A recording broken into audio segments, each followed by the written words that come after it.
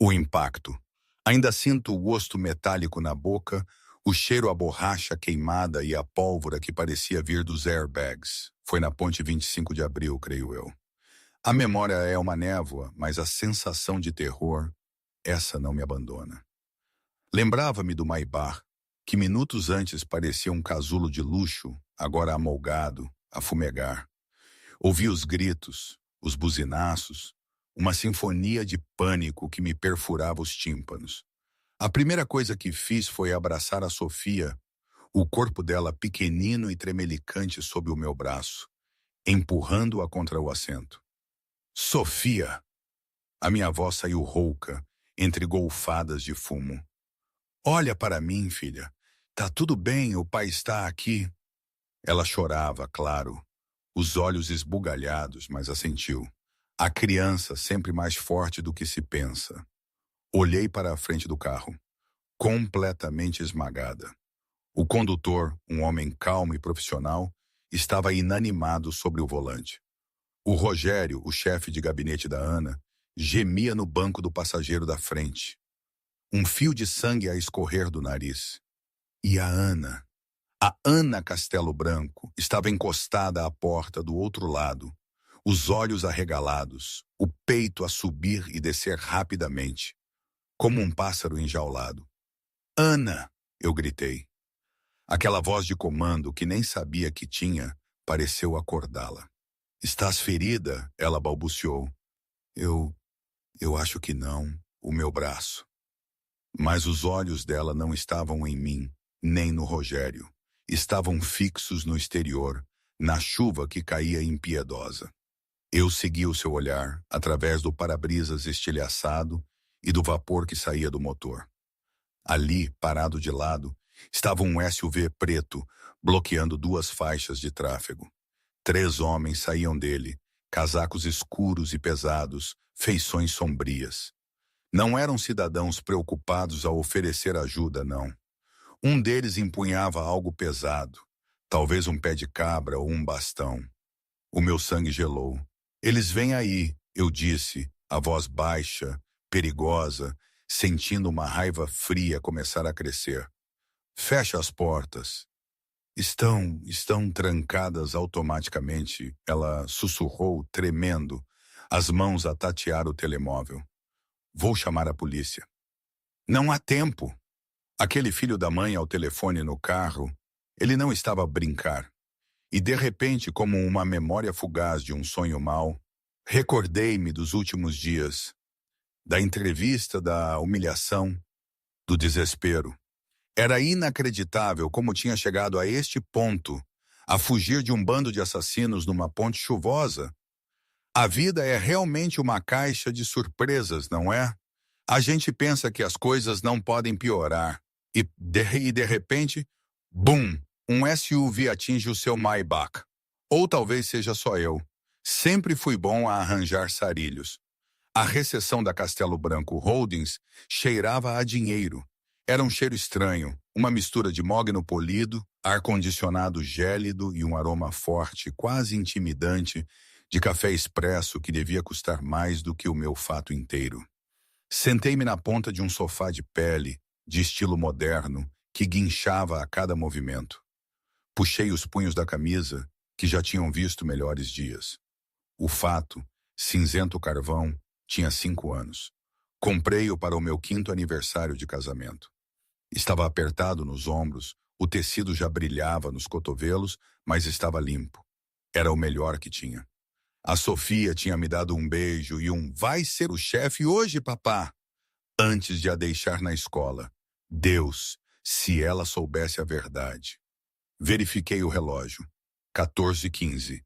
A Sofia saía da escola às 15h30. Se eu não apanhasse o autocarro das 14h45, chegaria atrasado e a dona Gabarreira, a coordenadora do apoio à família, dar-me-ia aquele olhar. Aquele olhar que dizia: sabemos que está a passar dificuldades, Sr. Costa, mas, por favor, não faça disso nosso problema. Uma voz anasalada e enfadonha. Sr. Costa? Eu levantei a cabeça e vi uma jovem assistente com um tablet, sem se dignar a fazer contato visual. Sim, sou eu disse, levantando-me demasiado depressa. A tontura atacou-me. Não tinha comido desde a meia torrada que partilhei com a Sofia naquela manhã. Forcei um sorriso. O Sr. Silveira vai recebê-lo agora. Sala de vidro à esquerda. Respirei fundo, agarrando na minha pasta de couro gasta. Lá dentro estava o meu currículo, um documento que parecia um queijo suíço, cheio de buracos onde a minha carreira costumava estar. Ser honesto, disse a mim mesmo. A integridade é gratuita. Entrei no escritório envidraçado. A vista de Lisboa, da ponte 25 de abril, era deslumbrante. Um perfil dentado de aço a morder o céu cinzento. Atrás de uma secretária que parecia uma laje de gelo negro, estava Pedro Silveira. O Pedro nem sequer olhou para cima. Estava a deslizar o polegar ritmicamente pelo telemóvel.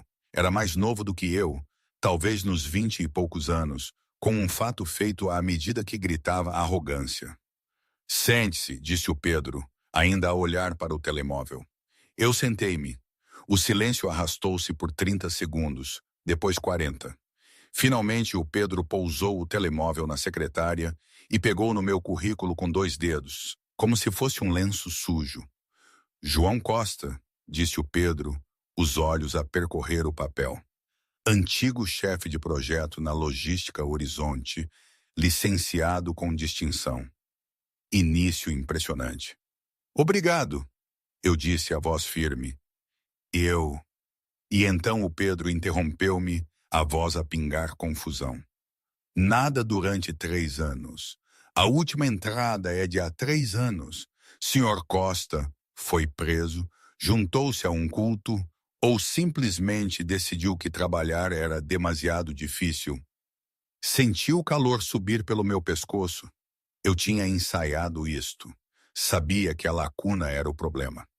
Fiz um sabático por questões familiares, eu disse. A minha mulher adoeceu com leucemia. Fui o seu principal cuidador até ela falecer, e depois tirei tempo para estabilizar a vida da minha filha. Mas estou pronto para regressar. Mantive-me atualizado com as certificações da indústria e O Pedro riu-se. Não foi uma gargalhada calorosa. Foi um som agudo e ladrado. Cuidador, repetiu o Pedro, encostando-se. Olhe, João, posso chamá-lo de João, isto é a Castelo Branco Holdings. Nós comemos a concorrência ao pequeno almoço. Não precisamos de cuidadores. Precisamos de killers. Precisamos de pessoas que vivem aqui, que dormem debaixo das secretárias. Tem o quê? Uma filha? Sim, Sofia. Ela tem 6 anos, certo? Uma criança, uma mulher falecida, uma lacuna de 3 anos.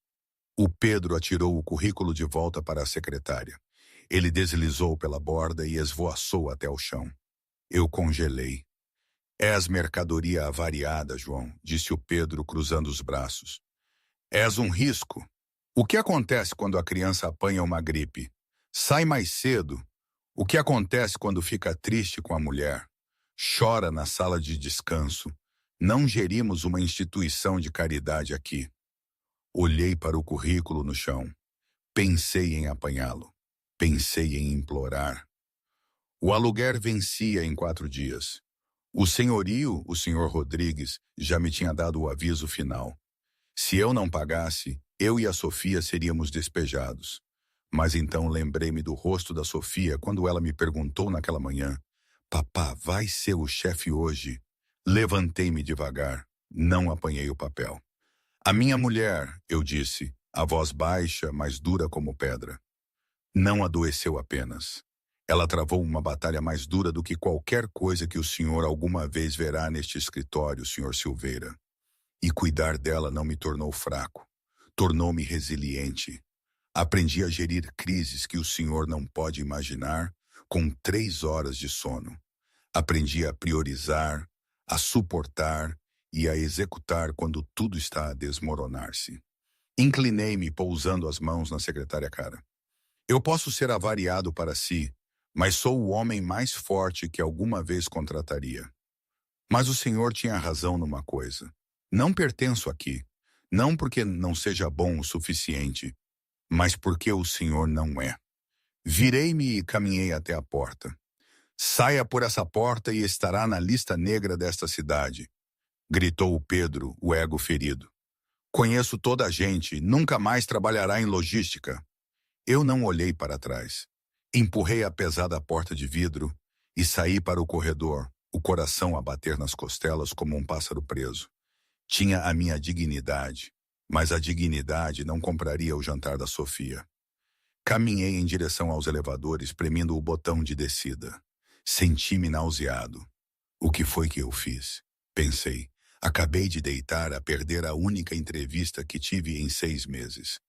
Enquanto isso, lá dentro da Castelo Branco Holdings, os vidros da sala de reuniões, adjacente ao escritório do Pedro, estavam inclinados apenas o suficiente para ver para fora, mas não para dentro. Ana Castelo Branco estava ali há 5 minutos. Tinha 42 anos, impecavelmente vestida num fato branco poderoso, o cabelo escuro puxado para trás num coque elegante e austero. Era conhecida como a Rainha de Gelo da Avenida da Liberdade. Raramente sorria e nunca tolerava incompetência. Tinha estado a visitar o andar de recursos humanos para fazer uma auditoria surpresa às práticas de contratação. Tinha o áudio do escritório do Pedro a chegar-lhe ao auricular. Estava perfeitamente imóvel, a observar a figura de João a afastar-se através do vidro. O seu chefe de gabinete, um homem chamado Rogério, estava nervosamente atrás dela. Devo pedir a segurança para o escoltar para fora, senhora Castelo Branco? Perguntou Rogério. Ana não respondeu. Os olhos dela estavam fixos no currículo deitado no chão do escritório do Pedro. Ela ampliou a imagem no tablet que segurava, que espelhava a transmissão da câmara de segurança dentro do escritório. Viu o nome João Costa. Depois viu o empregador anterior, Logística Horizonte. Mas não foi o histórico de trabalho que gelou o sangue de Ana. Foi o endereço listado no final da página. Rua do Carvalho, número 4B. Ana deixou cair o tablet. Bateu no tapete com um baque surdo. Senhora Castelo Branco! Rogério deu um passo à frente, alarmado. Está tudo bem? O monitor, ela sussurrou, apontando para o ecrã na parede que mostrava o corredor. Aquele homem, para onde vai ele? Os elevadores, está a sair. Parem-no, ela disse. Eu... Quer que chame a segurança? Não, respondeu, a voz a falhar, um som que Rogério nunca tinha ouvido em 10 anos a trabalhar para ela. Ela girou, agarrando na mala. Preciso de alcançá-lo. Ana, tem a reunião do conselho em 10 minutos. Os investidores do Dubai estão à espera. Que esperem, Ana gritou, já a abrir a porta da sala de reuniões. Se aquele homem entrar naquele elevador... Rogério está despedido. Toda a gente está despedida. Ela correu. Ana Castelo Branco, a mulher que caminhava com a graça lenta e deliberada de um predador, estava a correr pelo corredor do seu próprio edifício. Os seus saltos batiam freneticamente contra o mármore.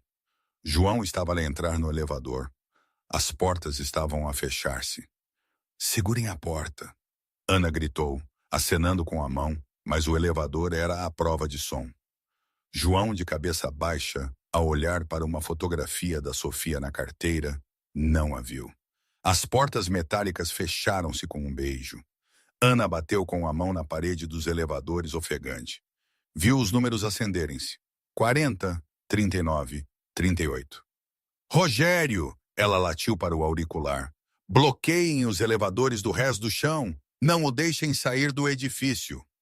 Não consigo, senhora Castelo Branco. Os protocolos de segurança impedem-nos de trancar pessoas. Maldita seja! Ela virou-se e viu o elevador executivo privado. Era mais rápido. Passou o cartão, as mãos a tremerem tanto que o deixou cair 2 vezes. Não pode ser ele, ela pensou, a mente a recuar 7 anos. É impossível. Ele desapareceu. Mudou de nome, mas aquele endereço e a leucemia da mulher. O elevador executivo chegou. Ela saltou para dentro e carregou no botão para o resto do chão. Enquanto a cabina caía vertiginosamente, Ana verificou o seu reflexo nas paredes espelhadas. Parecia aterrorizada. Não estava a perseguir um potencial funcionário. Estava a perseguir um fantasma do seu passado. Um fantasma que detinha a única coisa que ela alguma vez amara e perdera. Momentinho, aqui preciso de fazer uma pausa. Todo este cenário, com a Ana a correr atrás do João como uma louca pela ponte 25 de abril, é algo que eu de verdade nunca imaginaria na minha vida normal. Eu, enquanto a pessoa que narra isto, sinto que é uma espécie de ficção tão dramática que quase não podia ser real. Quero dizer, uma CEO bilionária, conhecida por ser a rainha de gelo, a gritar e a correr de saltos altos, esquecendo uma reunião importantíssima com investidores do Dubai por causa de um ex-empregado que acabou de humilhar na entrevista? E ele, o João, a fugir da única chance de emprego que tinha, mas com a dignidade intacta? É quase cômico, se não fosse tão grave. É uma ironia cruel, não é? A forma como o destino conspira para que as pessoas certas se encontrem no pior dos momentos. Em casa, diríamos que era coisa para cinema, mas de certa forma é a imprevisibilidade da vida, o caos que desarruma os nossos planos perfeitamente orquestrados, que nos lembra que não temos controle sobre tudo. É isso que nos define, o que fazemos quando tudo se desmorona. De qualquer forma, vamos voltar à confusão. A descida do elevador até ao resto do chão pareceu uma descida ao inferno para João.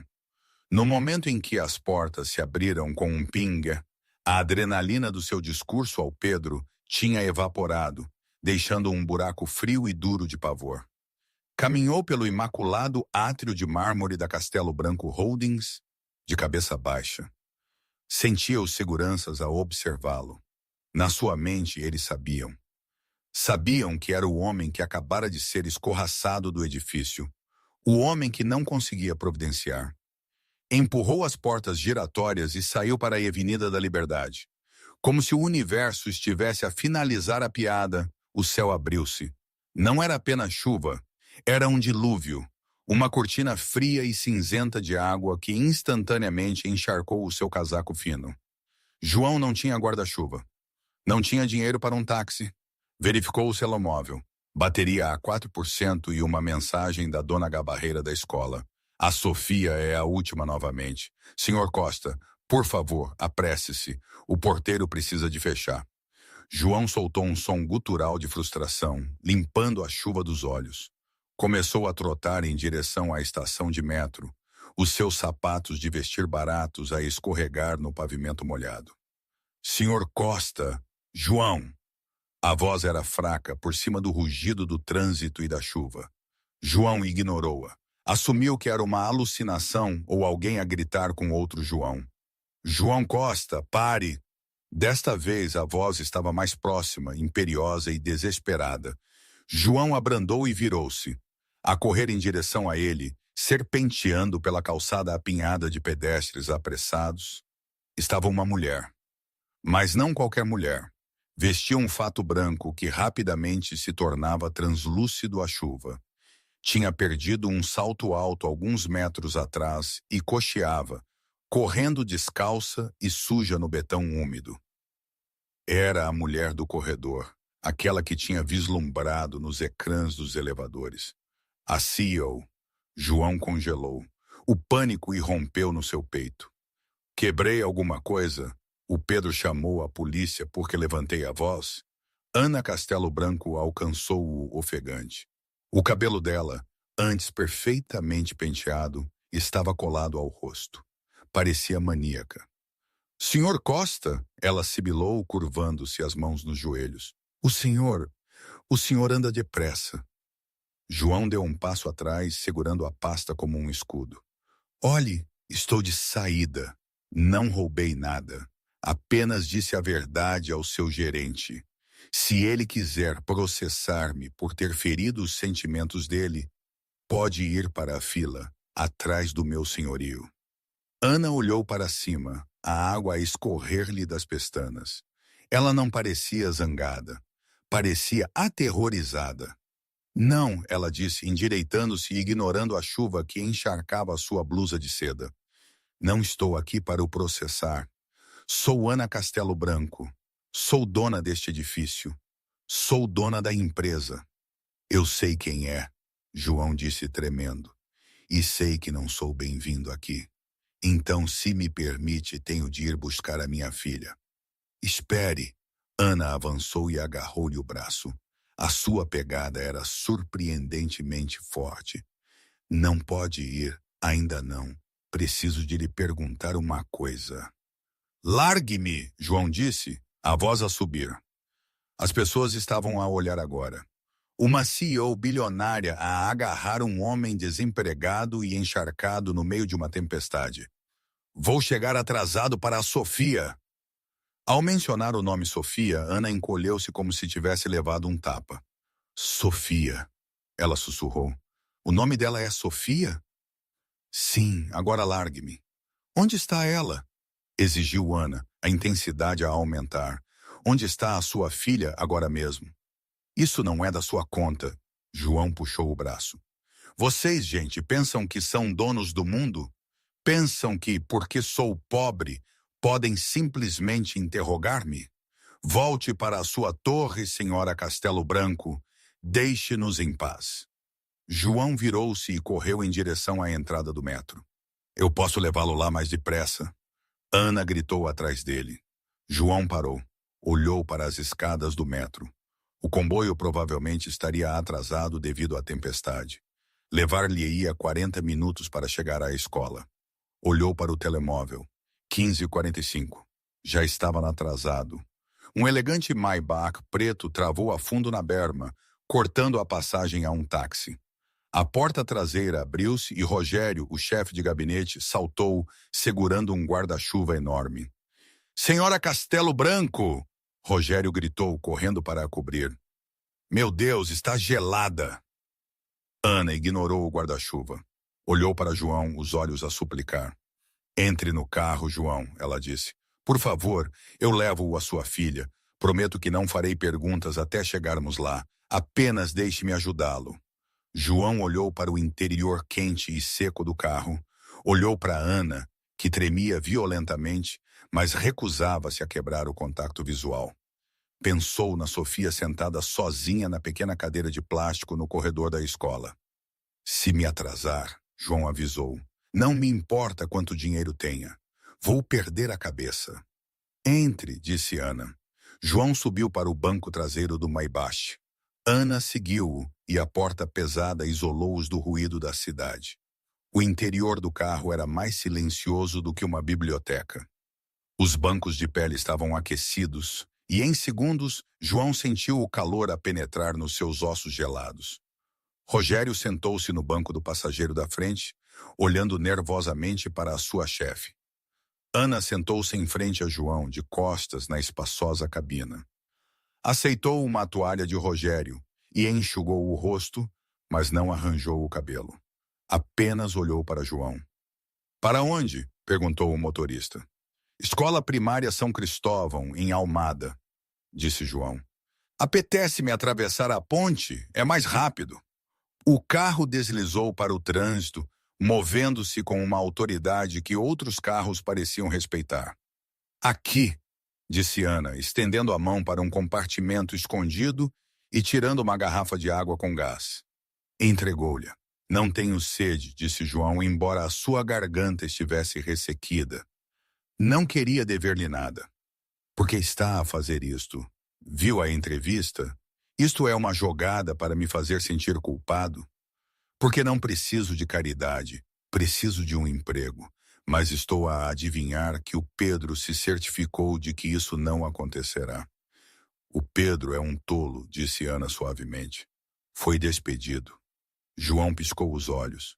O quê? Despediu-o cerca de 3 minutos depois de ter saído. A segurança estava a escoltá-lo para fora do edifício neste momento. João olhou para ela. Despediu-o por minha causa. Porque ele não reconheceu o valor, disse Ana. E porque lhe falta humanidade. Mas não é por isso que estou aqui. Inclinou-se. As mãos dela tremiam novamente. O seu currículo? Começou a voz tensa. Listava um endereço. Rua do Carvalho, número 4B. João enrijeceu. Aquilo era o nosso antigo apartamento. Nós tivemos de mudar para algo mais pequeno depois da Sara falecer. Agora vivemos num apartamento na Cave, em Alcântara. Por que é que se importa com o meu antigo endereço? Aquela casa, disse Ana, ela pertencia a um fundo privado gerido por um escritório de advogados na Suíça. Sabia disso? Não, João franziu a testa. Nós alugávamos de uma empresa de gestão imobiliária. A Sara encontrou-a. Ela adorava o jardim. Dizia que lhe fazia lembrar. Ele parou. Lembrar-lhe o quê? Ana insistiu. A sua casa de infância? Olhe, do que se trata isto? Perdemos um pagamento de renda de há 3 anos? É isso? Ana respirou fundo. Estendeu a mão para a mala, de couro encharcado, e tirou um pequeno medalhão de prata. Era velho, manchado e pendurado numa corrente delicada. João, ela disse, qual era o nome de solteira da sua mulher? Dantas, João disse. Sara Dantas. Ana fechou os olhos e uma única lágrima escapou, traçando um caminho através da chuva na sua face. Dantas, ela sussurrou. Ela manteve o nome falso. Nome falso? João sentou-se mais direito. Do que está a falar? A Sara não tinha um nome falso. Ela era órfã. Cresceu em lares de acolhimento no Alentejo. Foi isso que ela lhe disse? Ana abriu os olhos. Eram de um azul gelado e penetrante, a mesma tonalidade de azul que João via todas as manhãs quando olhava para sua filha. A percepção atingiu João como um golpe físico. Olhou para Ana. Depois pensou na Sofia. Não, João sussurrou. Isso é impossível. A minha irmã, disse Ana, a voz a falhar. O nome dela não era Sara Dantas. O nome dela era Isabela Castelo Branco. Ela fugiu de casa quando tinha 19 anos, porque o meu pai, o nosso pai, não aprovava o homem que ela amava. Ele ameaçou destruí-lo, então ela desapareceu. Contratamos investigadores, gastamos milhões. Nunca a encontramos. Ana abriu o medalhão de prata na sua mão. Lá dentro havia uma minúscula fotografia desbotada de 2 jovens. Uma era claramente Ana. A outra parecia exatamente a Sara. Ela enviou-me este medalhão no dia em que partiu. Ana disse. Disse-me que ia ser livre. E depois, silêncio durante 15 anos. João sentiu o mundo inclinar-se. A Sara, uma Castelo Branco. A sua Sara, que cortava cupons e cosia remendos nas calças da Sofia, era a herdeira de um império de $1.000 milhões. Ela nunca me disse, João disse a voz trêmula. Nunca disse uma palavra sobre dinheiro, sobre família. Ela disse-me que não tinha ninguém. Ela estava a protegê-lo, disse Ana. O meu pai era um homem implacável. Se ele soubesse onde ela estava, tê-la-ia arrastado de volta. Mas ele está morto agora, João. Ele morreu há 4 anos. 4 anos atrás, João repetiu, foi quando a Sara adoeceu. Quando a leucemia começou. Se tivéssemos sabido. Ana engoliu um soluço. Podíamos ter-lhe arranjado os melhores médicos, os melhores tratamentos do mundo. Podíamos tê-la salvo. Eu tentei. João reagiu. A raiva defensiva era explodir para mascarar o choque. Vendi tudo. Trabalhei em 3 empregos. Segurei a mão dela enquanto ela morria num hospital público porque o nosso seguro esgotou. Não me diga que a poderia ter salvo. Você não estava lá. O carro ficou em silêncio. A tensão era tão densa que se podia cortar a faca. Ana olhou para ele, não com pena, mas com respeito. Eu sei, ela sussurrou. Sei que sim. Você amava. Era tudo o que ela sempre quis, ser amada por si mesma, não pelo nome. O carro abrandou. Estavam a parar na berma da escola primária São Cristóvão. O edifício de tijolo parecia sombrio à chuva. Foi por isso que corri atrás de si, disse Ana, limpando o rosto. Vi o endereço, aquela casa na Rua do Carvalho. Foi a única propriedade que a minha mãe deixou a Isabela no seu testamento privado. O fundo estava escondido. A Sara, a Isabela, deve ter sabido que poderia viver lá em segurança. João pousou a mão na maçaneta da porta. A sua cabeça girava. Preciso de ir buscar a Sofia. João e João, Ana disse. Se a Sofia é filha da Isabela, ela é minha sobrinha. Ela é a herdeira de metade da fortuna Castelo Branco. João parou, olhou para Ana. Ela é minha filha. João disse firmemente. É quem ela é. E neste momento, ela é uma menina de 6 anos à espera do pai à chuva. Não me importa a sua fortuna. Abriu a porta e saiu para a tempestade. Ana observou-o partir. Não o seguiu desta vez. Ela esperou. Através da janela riscada pela chuva, viu João subir os degraus. Um momento depois, ele emergiu a segurar a mão de uma menina pequena com uma gabardine amarela. A menina agarrava uma mochila que era demasiado grande para ela. Enquanto caminhavam em direção ao carro, a menina levantou a cabeça.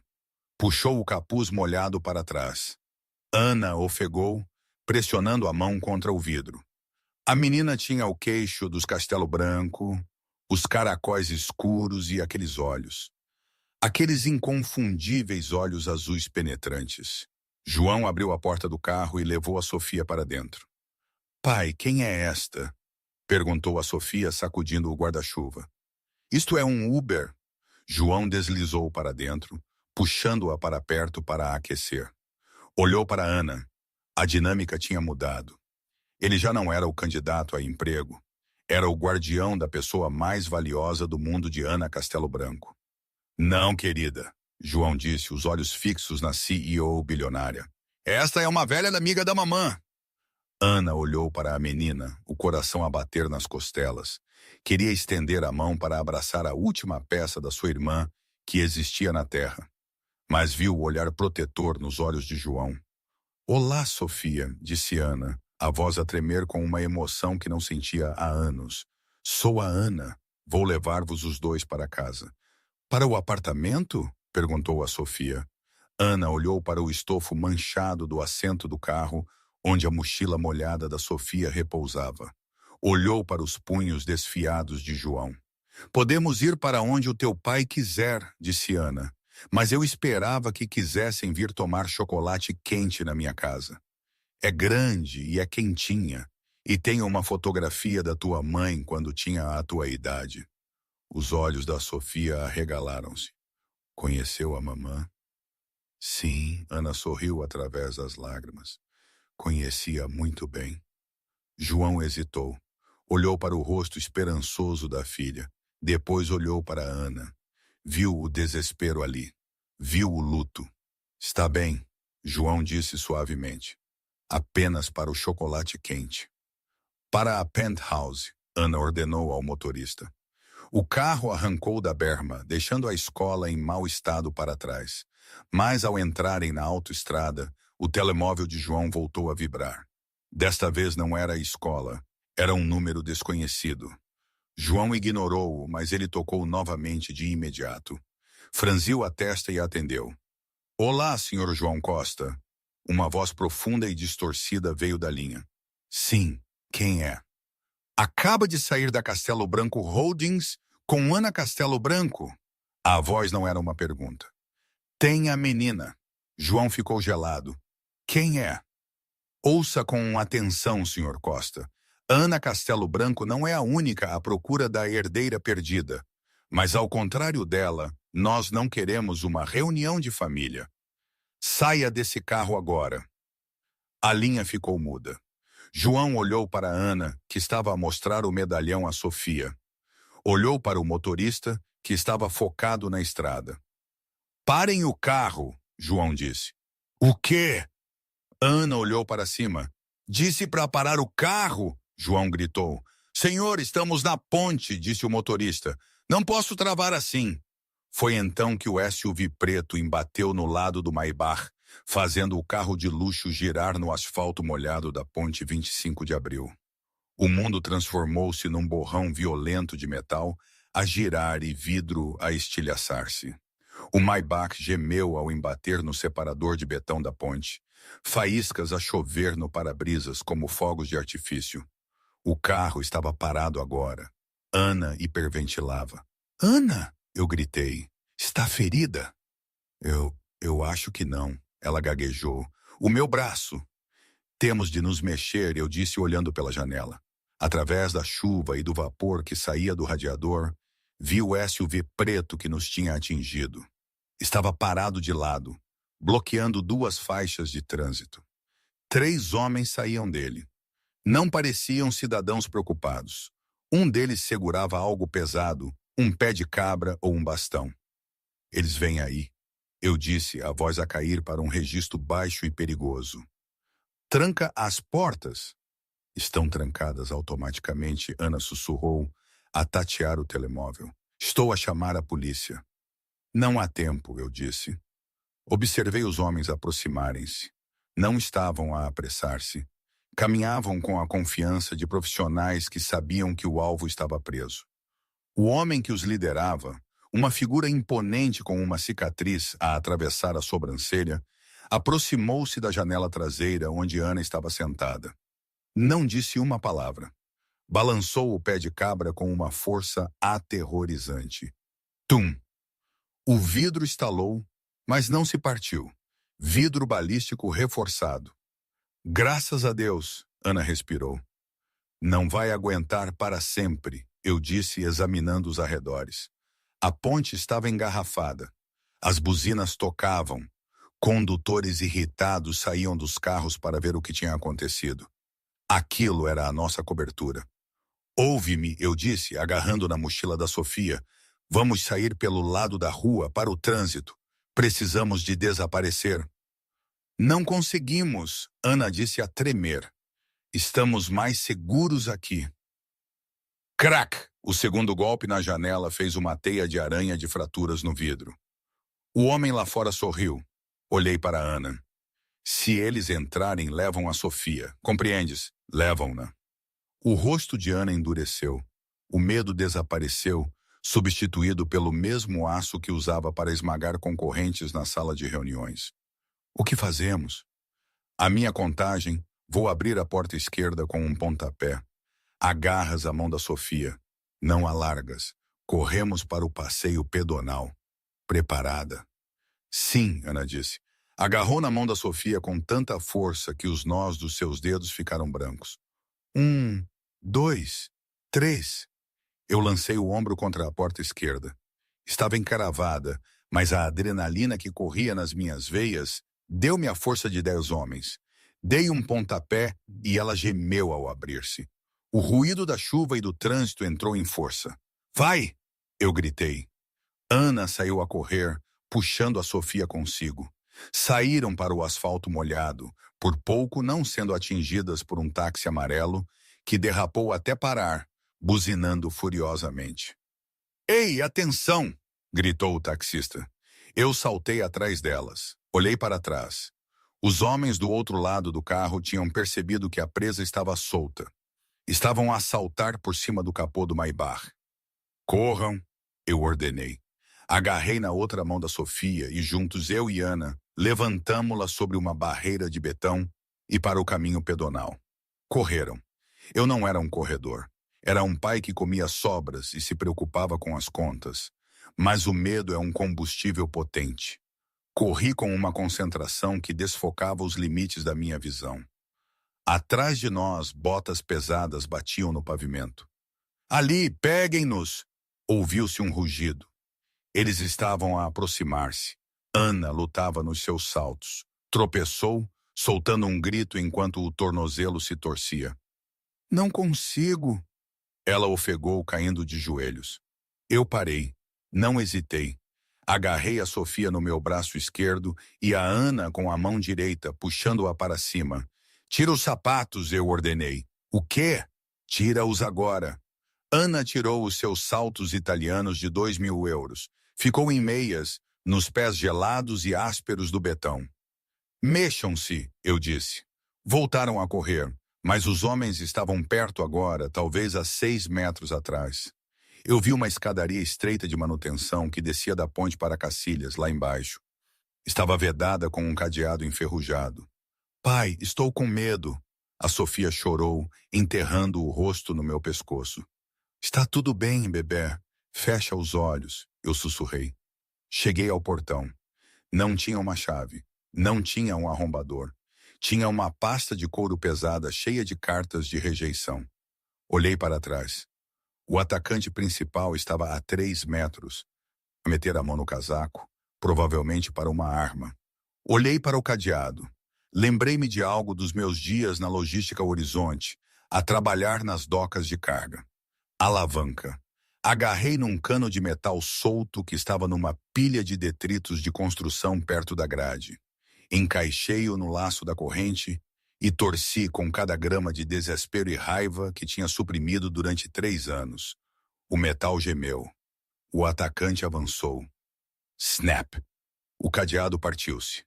Eu abri o portão com um pontapé, empurrei Ana e Sofia para dentro e fechei-o com um estrondo assim que o atacante embateu nele. Encaixei o cano nas pegas, barrando-o por dentro. Abre isto, gritou o homem, abanando o portão. Eu não respondi. Virei-me para Ana. Estava pálida, a tremer e a sangrar nos pés. Desçam as escadas, eu disse. Não parem até chegarmos ao chão. Desceram para a escuridão debaixo da ponte, o som da chuva mascarando as maldições dos homens lá em cima. Estávamos vivos, mas pela primeira vez na minha vida, João Costa não estava apenas desempregado. Ele era um homem caçado. Levamos 2 horas para chegar de volta a Alcântara. Apanhamos 3 linhas de metro diferentes, dando a volta 2 vezes para ter a certeza de que não éramos seguidos. Usei o último do meu dinheiro para comprar hoodies baratos e grandes de um vendedor de rua, para cobrir o fato arruinado da Ana e a gabardine amarela da Sofia. Quando chegamos ao prédio de tijolo anônimo na Rua 34, a noite tinha caído completamente. É aqui? Perguntou Ana, olhando para a pintura a descascar da entrada. A sua voz estava fraca. Estava a esgotar-se. Não é a Torre Castelo Branco, eu disse, destrancando a porta lateral que dava para a cave. Mas está fora do mapa. O contrato está em nome do meu primo porque o meu crédito está arruinado. Ninguém vai procurar uma bilionária aqui. Eu levei-as para dentro. O apartamento era pequeno, um estúdio convertido num quarto com divisórias de pladur. Cheirava a umidade e a detergente da roupa. O mobiliário estava descoordenado, claramente recuperado de lojas de segunda mão, mas estava impecavelmente limpo. Havia desenhos no frigorífico, bonequinhos de pau do João e da Sofia de mãos dadas. Havia livros empilhados por todo o lado. Era pobre, mas era um lar. Sofia, vai vestir o pijama, eu disse gentilmente. Lava os dentes, depois vai para a cama. Faço-nos umas torradas. Posso ter compota de morango? Perguntou Sofia, parecendo recuperar mais depressa do que os adultos. Compota a dobrar, eu prometi. Sofia desapareceu na minúscula área do quarto atrás de uma cortina. Virei-me para Ana. Ela estava de pé no meio da cozinha, a tremer incontrolavelmente. Olhou para o chão de linóleo, a torneira a pingar, a única lâmpada pendurada no teto. Sente-se, eu disse, puxando uma cadeira de madeira. Ana sentou-se, parecia um fantasma. Lamento, ela sussurrou. Eu fiz uma pausa, segurando um pão. Pelo quê? Por tudo, João, ela disse, as lágrimas a escorrer. Pela forma como foi tratado na minha empresa, por o ter arrastado para isto, por pensar que o dinheiro podia resolver isto, ela gesticulou pela sala. Você a criou aqui sozinho. Nós conseguimos, eu disse defensivamente. Ela é feliz. Consigo ver isso, Ana disse. Ela é incrível. Você fez. Você fez o que eu não consegui. O que quer dizer? Ana fez uma careta ao tocar na parte de trás da cabeça. Havia um inchaço ali do acidente. Depois da Sara partir, depois da Isabela partir. Ana corrigiu-se. Lancei-me nos negócios. Tornei-me o tubarão que todos queriam que eu fosse. Pensei que se ganhasse dinheiro suficiente, podia controlar tudo. Podia proteger toda a gente. Ela olhou para João, os olhos vermelhos. Mas não consegui proteger a minha própria irmã. E hoje, naquela ponte, fui inútil. Congelei. Se não fosse por si, eu pus o pão. Fui ao armário da casa de banho e tirei um estojo de primeiros socorros. Sentei-me em frente a ela e comecei a limpar o corte na testa dela com antisséptico. Não foi inútil, eu disse baixinho. Segurou-a. Quando corremos, não a largou. Ana olhou para mim, surpreendida pela gentileza. Quem eram aqueles homens? Eu perguntei, aplicando um penso. E não me diga que não sabe. Ana suspirou, os ombros descaídos. Tenho um primo, o Ricardo. Ricardo Castelo Branco. Sim, filho do irmão do meu pai.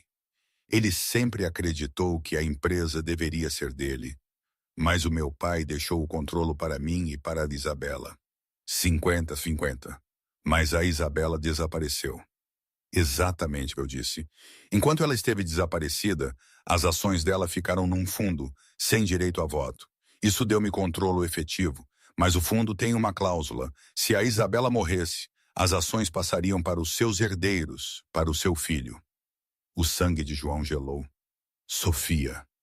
Sim, se for provado que a Sofia é a herdeira, ela herda 50% de uma empresa de 200 mil milhões de dólares. Eu agiria como procuradora dela até ela ter 18 anos. O Ricardo ficaria de fora para sempre.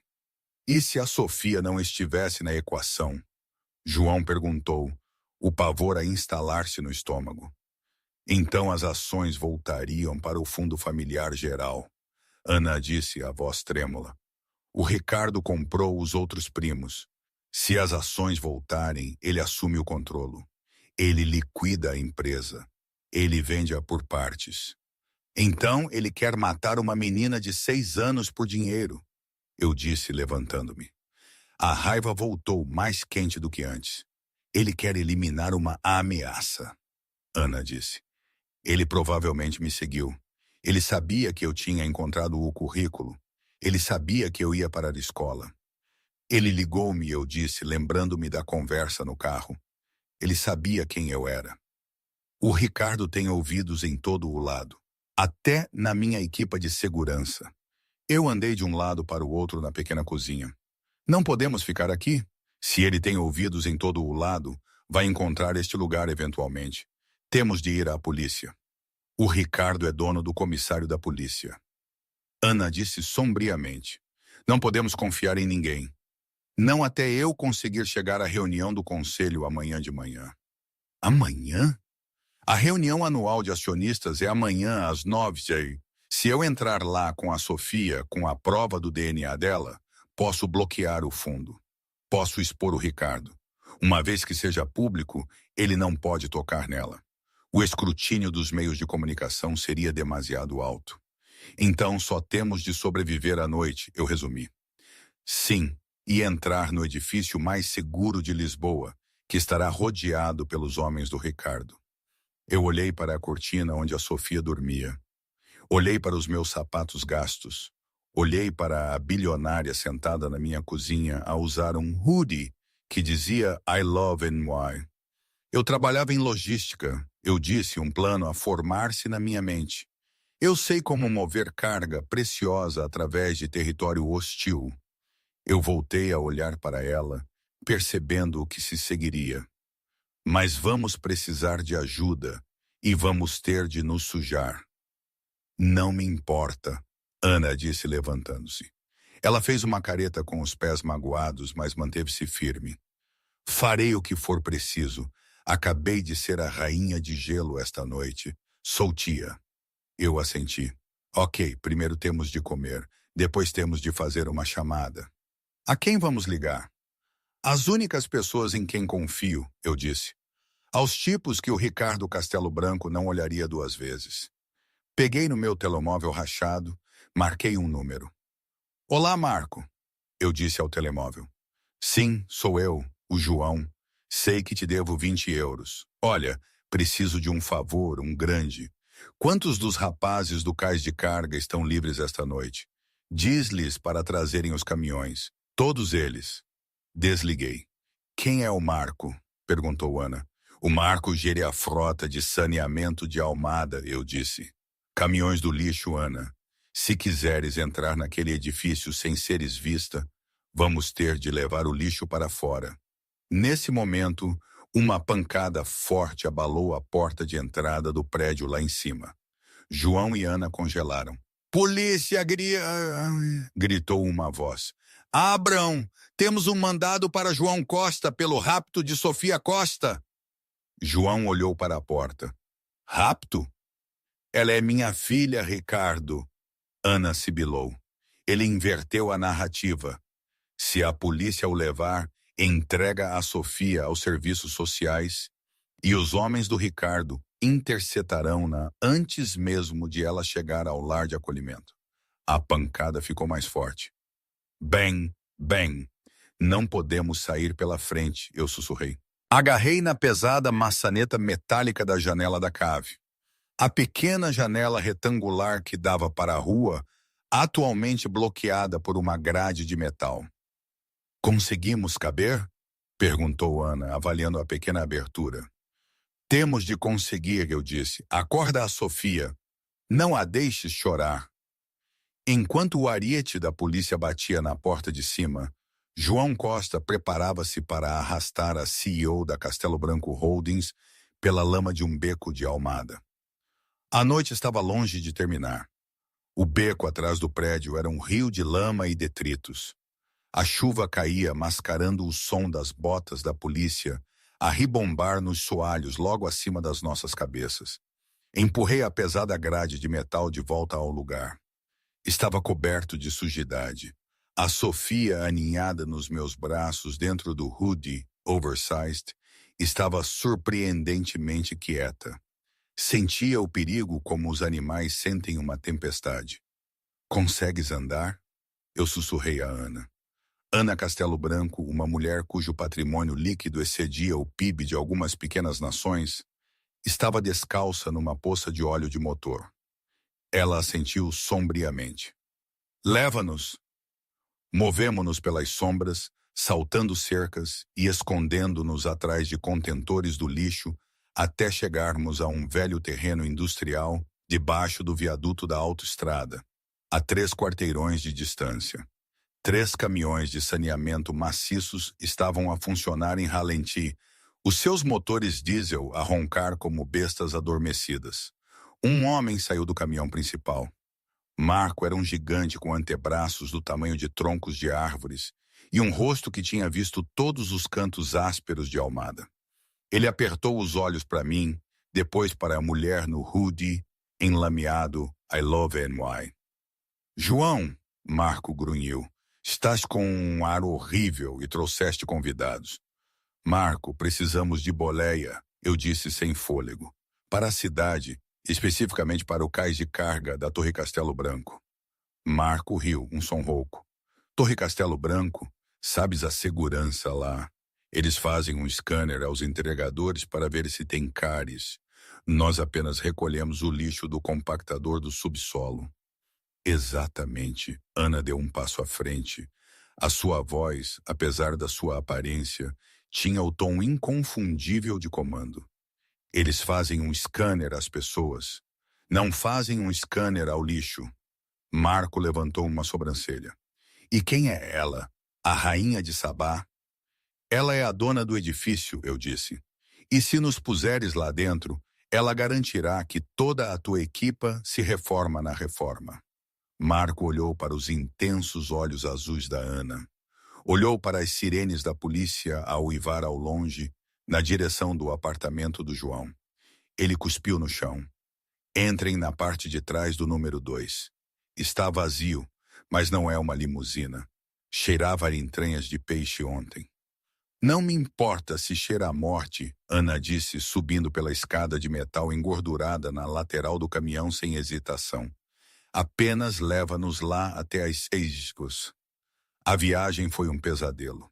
O interior do contentor de lixo era escuro, frio e cheirava a podridão. Eu segurei a Sofia com força, protegendo o nariz dela com o meu casaco. Ana sentou-se num monte de cartão seco, os joelhos puxados até o peito. Lamento, eu disse na escuridão enquanto o caminhão saltitava sobre um buraco. Isto não é exatamente primeira classe. É melhor do que a alternativa, Ana disse. A sua voz estava firme, mas eu conseguia ouvir o tremor. João? Sim. Por que não vendeste o medalhão? Ela perguntou. Eu vi-o. É de prata maciça. É uma antiguidade. Poderias ter conseguido algumas centenas, talvez mais. Eu acariciei o cabelo da Sofia. A Sara deu-mo. Ela disse que era a única coisa que tinha do passado dela. Eu não sabia que valia dinheiro. Apenas sabia que era dela. Teria morrido de fome antes de o vender. Na escuridão, Ana estendeu a mão e encontrou a minha. Ela apertou-a. Não foi um gesto romântico. Foi um pacto, o reconhecimento de uma lealdade feroz partilhada pelo mesmo fantasma. Chegamos! A voz de Marco estalou no intercomunicador. Hora do espetáculo! O caminhão sibilou até parar. Ouvimos o pesado gemido mecânico dos portões de segurança da Torre Castelo Branco a abrirem-se. Saneamento! Marco gritou para o guarda. A identificação está no painel. Chegas cedo, Marco, respondeu a voz de um guarda. Abre a traseira, protocolo padrão. Eu congelei. Puxei a Sofia mais para as sombras atrás de uma pilha de sacos pretos. Anda, Zé! Marco gritou, suando irritado. Está a chover torrencialmente. O mecanismo está encravado. Se o abrir, tenho de redefinir os hidráulicos manualmente. Queres que eu bloqueie a tua baía por 20 minutos? Houve uma pausa. A tensão no contentor escuro era tão densa que se podia cortar a faca. Está bem, o guarda resmungou. Entra, mas despacha-te. Os engravatados estão a chegar cedo para uma grande reunião. O caminhão avançou. A escuridão engoliu-nos novamente quando entramos na baía de carga subterrânea. Quando o caminhão parou, Marco bateu na lateral. Tudo limpo. Tem 3 minutos antes da mudança de turno. Eu abri a tranca com um pontapé. Caíram para o chão de betão da subsolo. Estava limpo, bem iluminado e cheirava a produtos de limpeza. Pareciam insanos. Eu estava coberto de massa. A Ana tinha uma casca de banana presa ao cotovelo. A Sofia parecia uma refugiada. Elevador de serviço, Ana sussurrou, apontando para um conjunto de portas cinzentas. Vai direto para o nível da penthouse, mas precisamos de um cartão-chave. Não tenho um, eu disse. Eu tenho, Ana disse. Estendeu a mão para o sapato, aquele que tinha estado a carregar. Tirou o cartão-chave que tinha deixado cair no elevador antes e que tinha recuperado antes do acidente. Estava rachado, mas o chip estava intacto. Ela passou-o. A luz ficou verde. A subir, ela disse. A sala de reuniões no 15º andar era uma fortaleza de vidro e aço. 20 dos investidores mais poderosos do mundo estavam sentados à volta de uma mesa que custava mais do que toda a minha educação. Na cabeceira da mesa estava Ricardo Castelo Branco. Era um homem bonito de uma forma predatória, com o cabelo bem penteado para trás e um sorriso que não chegava aos olhos. Minhas senhoras e meus senhores, Ricardo disse verificando o relógio. São 9h15. Ana Castelo Branco está ausente. Como é costume, após 15 minutos de ausência inexplicável durante uma crise de acionistas, a presidência passa para o próximo membro sênior da família. Ele fez uma pausa para um efeito dramático. Aceito este pesado fardo com humildade. Ricardo mentiu com suavidade. A Ana tem estado instável ultimamente. A pressão foi demais. Iniciaremos uma busca por ela. Claro, mas a empresa deve seguir em frente. Proponho uma moção para liquidar a divisão de logística e fundir com a Omega Corp. Apoio, disse um homem de fato cinzão rapidamente. Excelente. Todos a favor? Objeção! As portas na extremidade da sala não apenas se abriram, bateram contra as paredes, todas as cabeças se viraram. O silêncio que se seguiu foi absoluto. De pé na entrada não estava a CEO polida que esperavam. Era uma mulher com o cabelo selvagem e emaranhado, descalça, a usar um hoodie grande e sujo.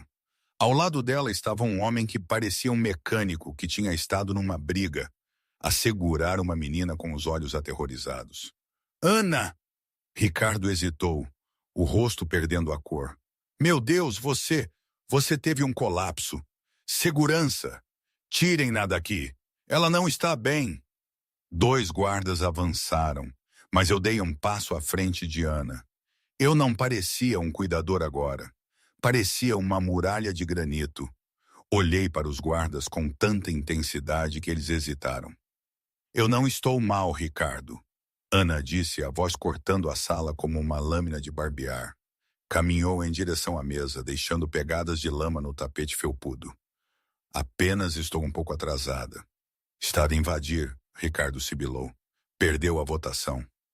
A votação exige um quórum de ações com direito a voto. Ana disse, parando na cabeceira da mesa. E você já não tem a maioria. Eu tenho 40, você tem 40, o conselho detém o resto. Ricardo zombou. E o conselho está comigo. Na verdade, Ana disse, virando-se para a menina. Sofia, vem cá. Sofia espreitou por trás da minha perna. Ela caminhou até Ana, agarrando na mochila. Senhores, Ana disse, dirigindo-se ao conselho, todos se lembram da minha irmã Isabela, a herdeira perdida. Murmúrios encheram a sala. Ela morreu há 3 anos, Ana disse, a voz a falhar. Mas deixou um legado e uma herdeira legítima. Ana pousou as mãos nos ombros da Sofia. Conheçam Sofia Costa, filha de Isabela, e proprietária do fundo de 10% sem direito a voto, que se ativa após a morte da sua mãe. Mentiras. Ricardo bateu com o punho na mesa.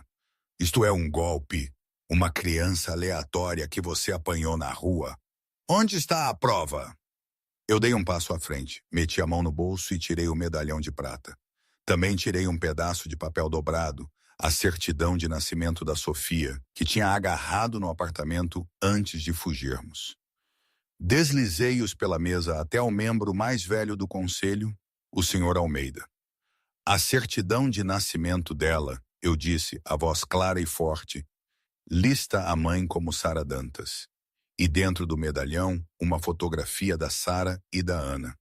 O DNA confirmará o resto dentro de 1 hora.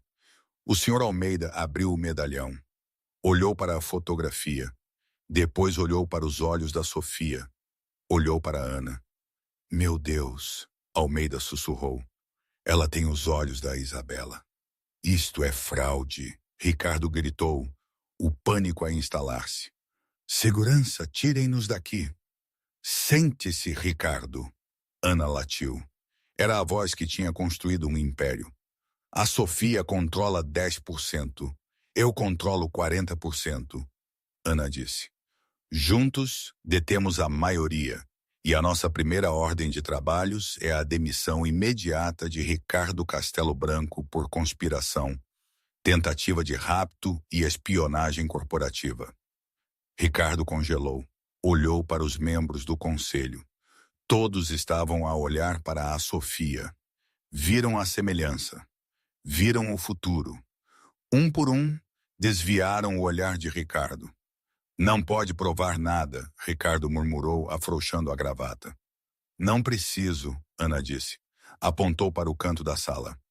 Porque esta reunião está a ser transmitida ao vivo para o servidor interno. E eu acabei de encaminhar o link para a Polícia de Segurança Pública.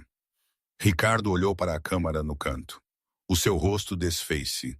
2 semanas depois, a chuva tinha limpado, deixando Lisboa a brilhar sob um sol forte.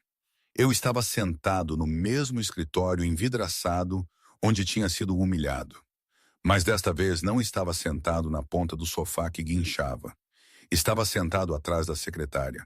A placa na porta dizia João Costa, diretor de operações. A porta abriu-se e Ana entrou. Ela estava de volta ao seu fato de poder, impecável, mas o seu sorriso era mais suave. Segurava 2 cafés. Como é que está o novo escritório? Ela perguntou, entregando-me uma chávena. É grande, eu ri. Ainda sinto que devia estar a limpá-lo, não a sentar-me nele. Mereceu-o, Ana disse. Não o contratei porque é pai da Sofia, João.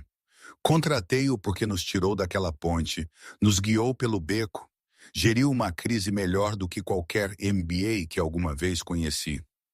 Como está a Sofia? Eu perguntei. Está lá embaixo, na creche privada. Ana sorriu.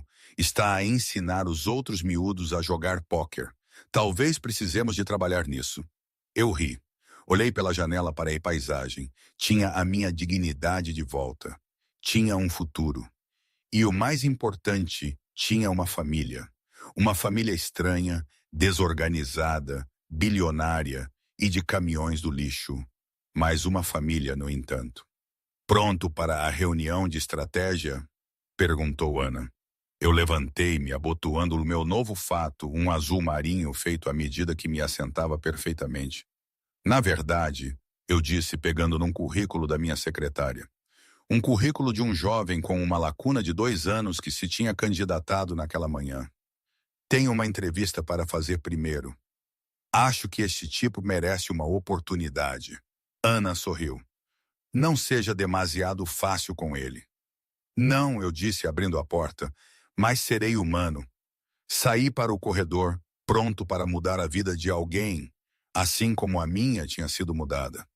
E hoje? Não sei bem. Às vezes penso que foi a melhor coisa que me podia ter acontecido. Outras vezes, quando a Sofia está doente, ou quando sinto a ausência da Sara com uma força nova, penso que talvez tenhamos cometido um erro, que a nossa vida, por mais simples que fosse, talvez fosse mais segura na nossa bolha. Provavelmente é uma mistura de ambos. É assim a vida, não é? Nada é definitivo, nada é perfeito, mas é a nossa vida. E, por vezes, tudo o que precisamos é de agarrar aquilo que nos faz sentir que pertencemos, mesmo que venha em caminhões de lixo. É tudo uma questão de lealdade, penso eu. E isso, felizmente, é de borla. Ou será que não?